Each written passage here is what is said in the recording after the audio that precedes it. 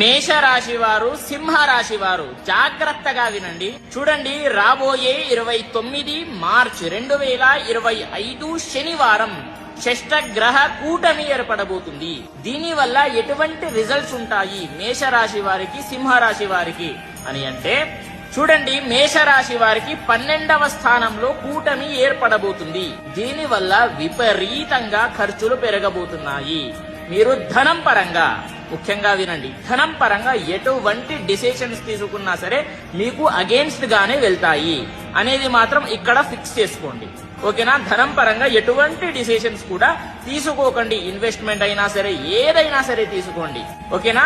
అదే విధంగా సింహరాశి వారికి ఎటువంటి రిజల్ట్స్ ఉంటాయి అని అంటే, అష్టమ స్థానంలో కూటమి ఏర్పడబోతుంది.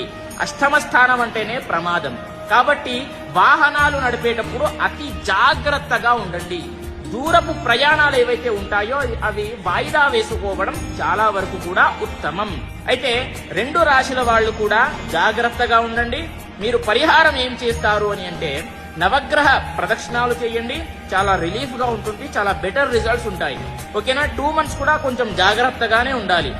మేషరాశి, సింహరాశి వారికి ప్రతి ఒక్కరికి కూడా తెలియజేయండి. స్వస్తి, సర్వే జనాః సుఖినో భవంతు.